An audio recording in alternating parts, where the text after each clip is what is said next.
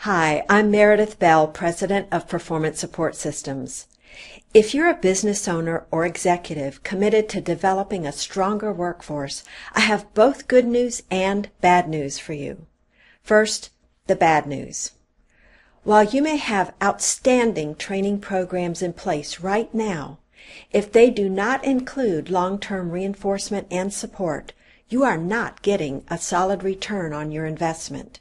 In fact, decades of research tell us that 80 to 90% of participants will not show any change in their behavior.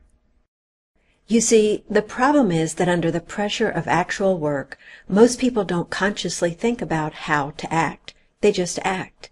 They automatically go with what already feels natural. They may be aware later that they should have applied what they learned in training. But after a few failures like this, most people just give up and go with their habitual way of doing things. So that means most of your investment is wasted. I'm not saying that trainers are at fault or that training isn't a valuable thing to do. What I'm saying is that it's not enough. Training familiarizes people with what they should be doing, but for training to stick, you need a long-term structured program of follow-up reinforcement to ingrain the new skills as work habits. And virtually none of the training that's being done these days is followed by this kind of support, and that may include yours. So there's no way you're going to get what you pay for. 80 or 90% of what you spend on training will eventually come to nothing. And it's not your fault either.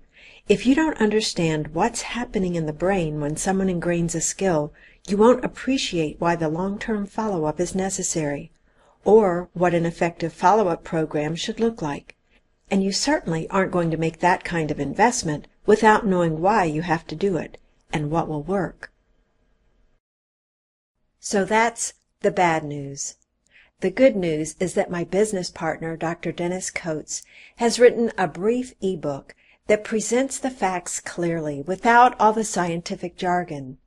Denny has 35 years of experience in human resource development, and he has studied brain and learning research for over 20 years.